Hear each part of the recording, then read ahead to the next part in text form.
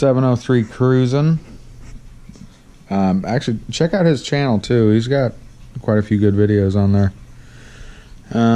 What would you tell a person that's thinking about getting into lowriding? What does lowriding mean to you?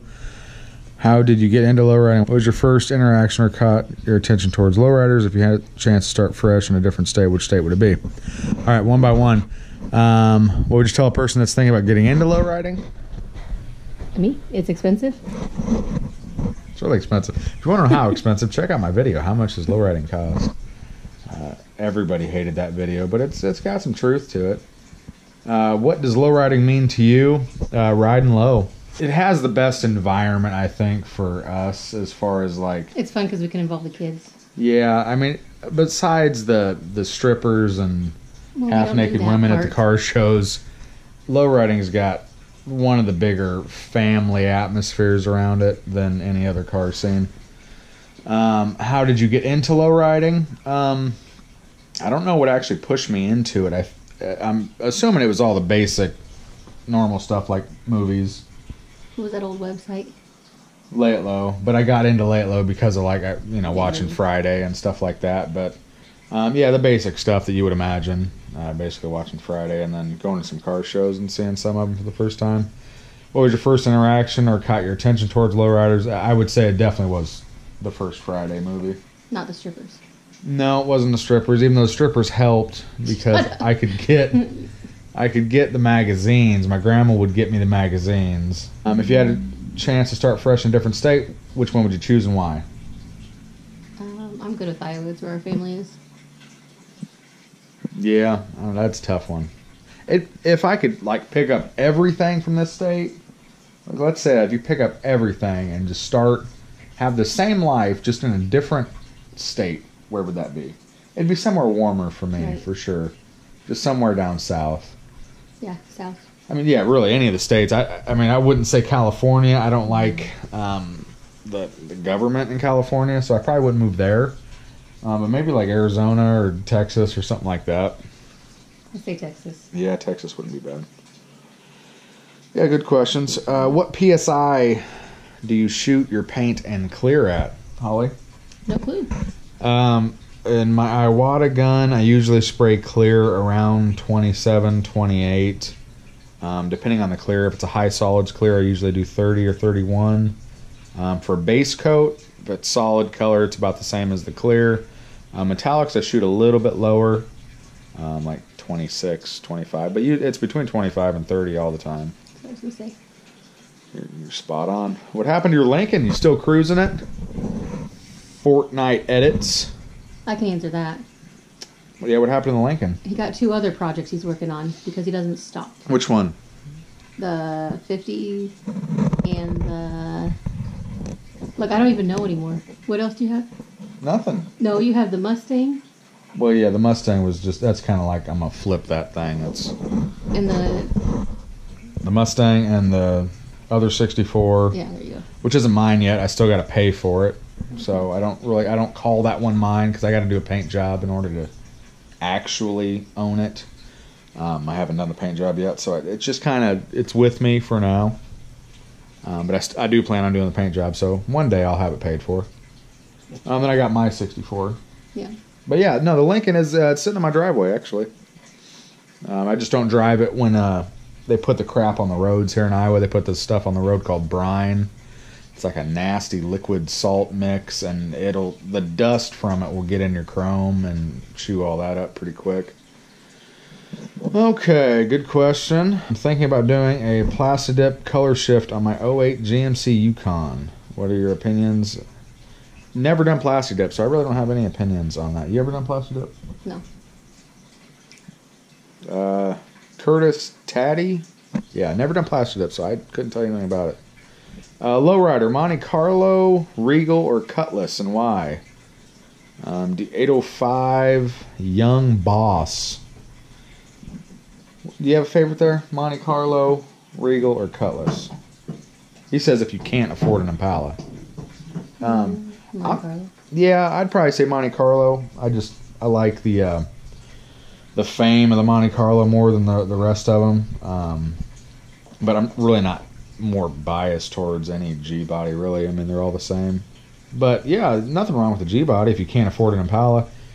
You can, right now the G-body prices are going up, so you can buy them and flip them and try to get some money.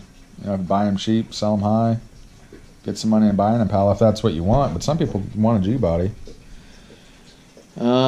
Eric Villasenor. Sorry, Eric. I don't know how to pronounce that. I love how the GoPro focuses so well on screen. Screw all the haters on the four-door lowrider.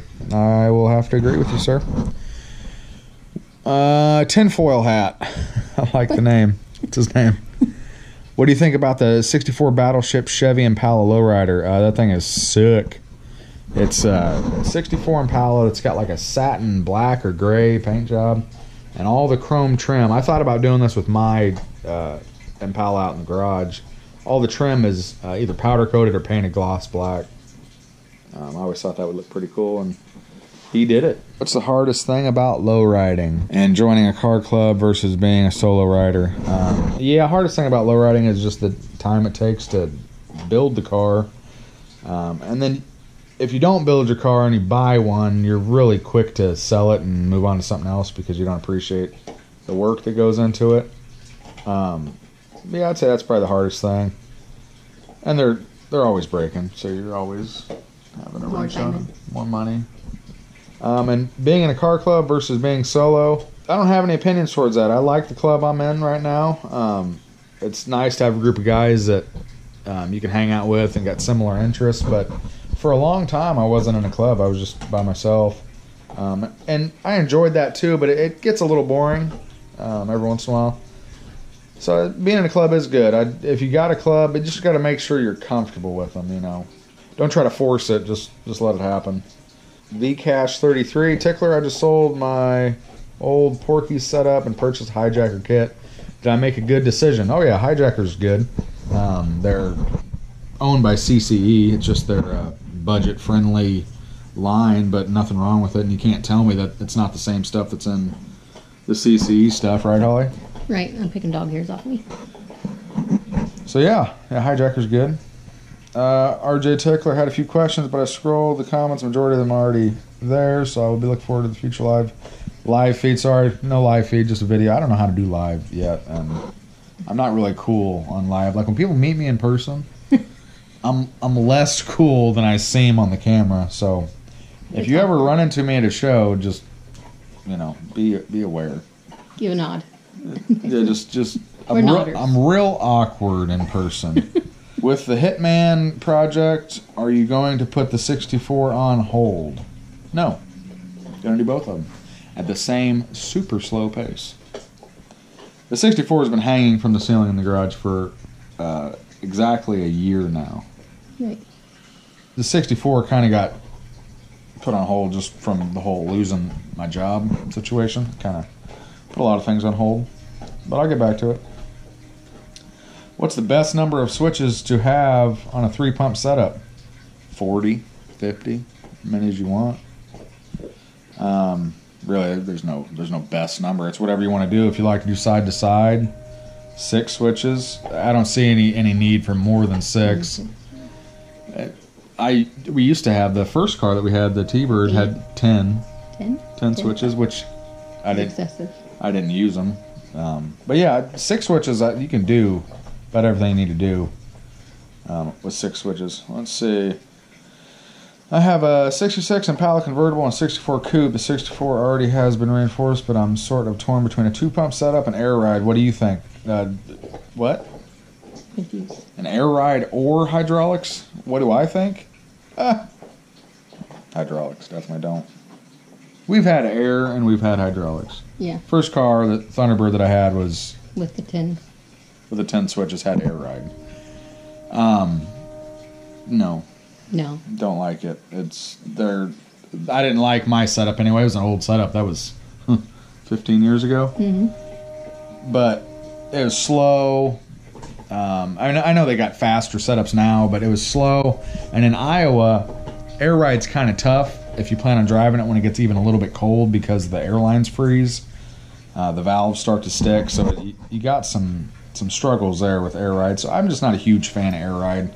And I think with a light hydraulic setup, you can get about the same performance as far as ride quality. Because like the air ride, it was a rough ride. Mm-hmm. And the Lincoln, I'd say, is almost smoother than the T-Bird was. Oh, yeah. And it's hydraulics. I mean, if you put some light springs in it, they ride pretty good. Let's see. I'm in high school and I'm thinking about getting my first car, but I want it to be a lowrider. Is this a good choice? Also, yes. I don't want to hop my car, but I am thinking about putting bags. Is it less stiff a ride? A good choice. So I already answered part of that question. Just get switches. I mean, 4 batteries, even 3 batteries if you can't afford to do 4. Real basic setup. You could do 2 pumps, 3 batteries, use your stock springs, and have a good ride and something that's more dependable. A lowrider is a good car, first car. Takes a lot of responsibility and a lot of work. Yeah, I was 14 when I did my first one, and I used to drive over to her house all the time. And I lived on the south side, she lived on the east side. It was a lot of work. It was about a 20-minute cruise for me, and there's a lot of fires. You had to say a prayer every time you got in the car, and you had to just hope it was going to make it to your destination. I didn't have a driver's license at 14, obviously, but yeah, it caught on fire quite a few times on my route over there. In my parents' driveway. Yeah, a lot of smoke. It got to the point I just left the back seat out so I could tell if it was on fire quicker. But again, I was 14 wiring the stuff myself, and not a good idea. So, yes, Lowrider is a good first car because you appreciate when it's moving properly. You got to pick your destinations wise. Here's one that you might be able to answer, Holly. Can you give your opinion on the adoption process and anything you would have done differently? We are considering becoming foster parents and would love any advice. The opinion on the adoption process? Depends what you're wanting. Like if you want to foster to adopt. Yeah. If you want to just adopt. You gotta wrap your head around exactly what your end goal is. If you want a child out of the deal, do not foster. Don't go into it saying you just want to foster, because there's a good chance that the child won't stay with you. And really don't go into it expecting anything, because everything is so random. And yeah, just go into it wanting to help, yes. I guess. But whatever you think is going to happen will not happen, I guarantee you that.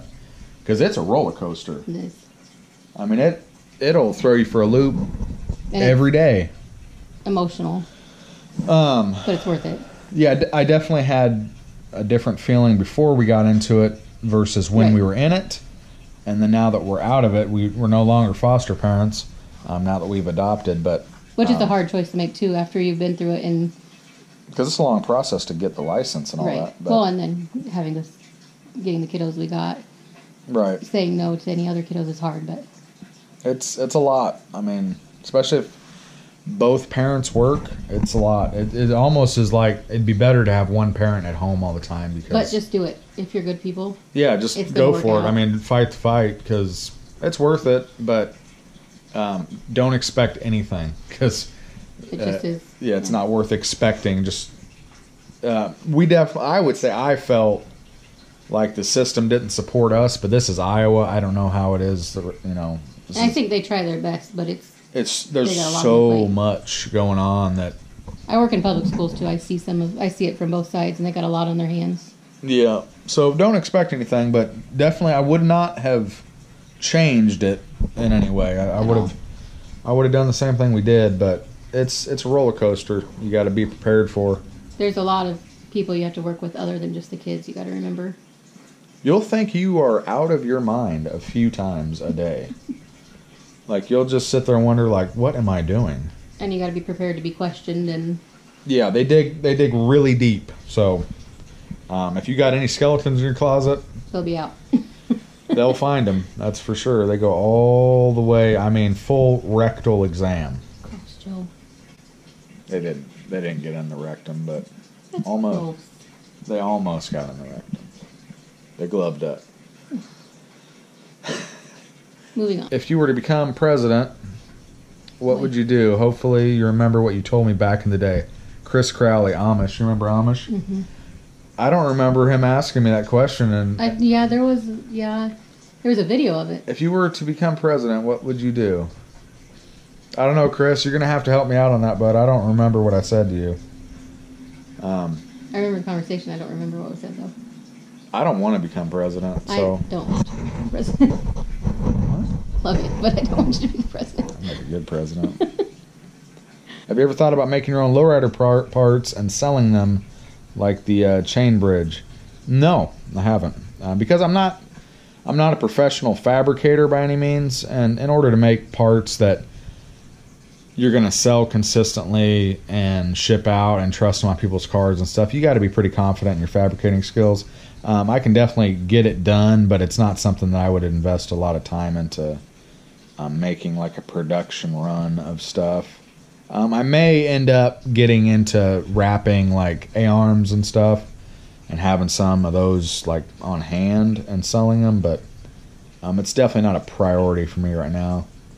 The fabricating takes so much time, and I don't have a lot of it right now. You coming to Cali for any shows just to spectate? Torres show in LA. I don't know if we're gonna make it out to Cali. We plan on going to Vegas next year for car show. But yeah, I'd never been to Cali, so that would be kind of fun to go out there to some of their big shows. If we got the time and the funds, yeah, why not? We'd go. What color are you going to paint the 50? It's probably going to stay black. How do door gaps make you feel? How do door gaps make you feel? No. Pull up, Holly. Pull up. Shout out M&S Auto Works in Texas. JPE Beats and Vlogs. Can I have a shout out? Sure. And how much to install hydraulics in a car? The way I do like hydraulic install prices is I charge just basically time and materials, however long it takes me. Every car is going to be different, and that's definitely not my niche, is not installing hydraulics. It's more just body work, collision stuff. So in order for me to make any sort of money off of that, I just have to charge per hour, and the shop rate's $50 an hour. I'm guessing I could probably do a basic install for somewhere in the $1,500 or so in labor range, but it would just be billed per hour, however long it takes. Would you ever do an airbag lowrider? I have had an airbag lowrider. Been there, done that. No, yeah. Wasn't fun. I don't have a problem with other people having air, just I didn't like it. Jesse Freeman, why is lowriding so expensive? Because it always breaks. And when is 64 going to come off your ceiling? Man, don't judge me. I don't know. As soon as I hit the lottery, probably a couple years after that. Can you call your ride a lowrider if it's bagged? Yeah, you can. You can. I'm not a fan of it. Rocco was in the last video. Is that an American Bulldog? Yes, he is. He's a cutie. And that's what he does at night before he goes to sleep, is he sucks on his blanket. Taco. Please do a lowrider build soon. I'm doing them all the time. You gonna put spokes and make the lowrider out of that car? Probably talking about the 50. I don't know if I'm gonna do spokes or stock wheels. I might. Yeah, I might. I don't know if I'm a huge fan of the spokes on the old bombs, so I might just do like a old school set of like artillery wheels with the wide white walls on that one. Everything doesn't have to have spokes for me. Will you ever make t-shirts, hoodies, and stickers and sell them? I did have quite a few shirts and stickers sold out. Need to make a new design. Need hoodies. Yeah, I'm going to do a new design and start selling them. What's the true meaning of loyalty? Man, that's a deep question. Loyalty is pretty cut and dry. I mean, right. You're loyal or you're not. Yeah, there's no gray area there. So either you are or you aren't. Let's see, what's up? Been subscribed for a while. I have an 86 Fleetwood, 3 pumps, and I'm having trouble keeping the axle straight under my car while three-wheeling. It seems to twist a little bit. If you have chains, shorten the chains. If you don't have chains, add a chain bridge. I used to have chains on my Lincoln. I mean, they're still there, but I don't have them hooked up. When I three-wheeled with the chains, the axle stayed underneath the car perfect. Without the chains, I get a higher three-wheel, but the axle kicks way out, and it gets all twisted up. Drives a little crooked, but it looks cooler sitting still. Seriously, though, do you have the stinking Lincoln still, and what tips would you give somebody wanting to paint their project by themselves in their garage for the first time? Practice. The only thing that really you need to figure out is your gun that you're using. And when you're painting the car, get the settings right on the gun and don't change them. Just get used to it and make sure you're practicing in the same climate that you're going to actually be spraying the car in, because when it cools down, the paint will run easier, and when it heats up, the paint dries faster, so you don't get that shiny look. So practice in the same climate, and keep it in mind when you're spraying a car, when you're spraying paint on it, it doesn't look the same after the first pass as it does 10 seconds later. So don't try to get it real wet on the panel at first. Just get a nice even coverage, let it sit for a couple seconds, because paint will flow. So give it time to flow. That was my biggest problem when I first started painting cars, is I would hammer it on trying to get it wet right out of the gun, and then I'd end up with runs all over. Remember all the runs I had in the garage? Yeah. You didn't like my paint? Huh? No, that was the biggest problem I had when I was first painting. I extended my 6.2 Impala arms 1 1/4 inch, and my arms are hitting the frame. They're gonna hit the frame.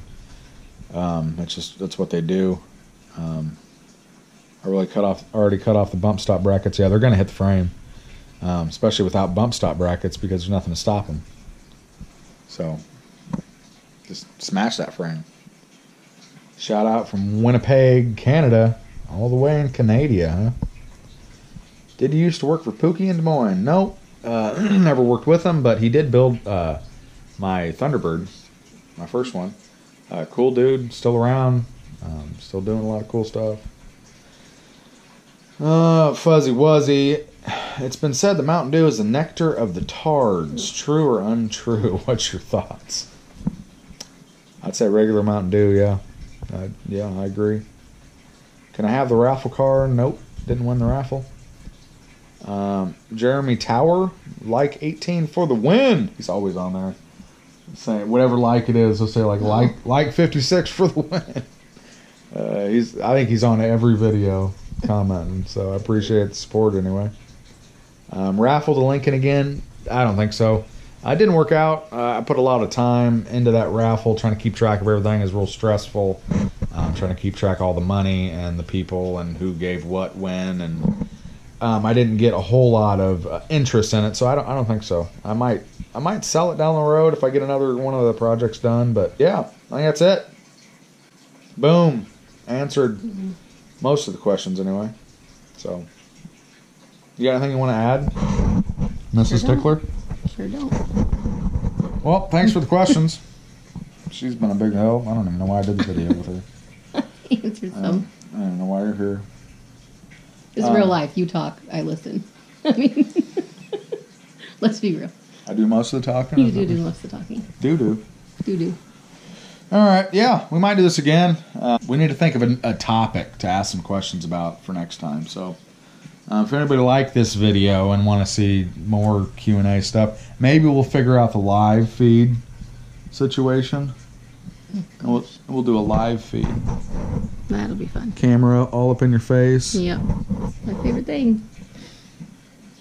We're not very cool in person. Like, this has been right at a 30-minute video. And I'm stressed. No, I'm just kidding. I bet I'll cut out at least half of this because it's just awkward.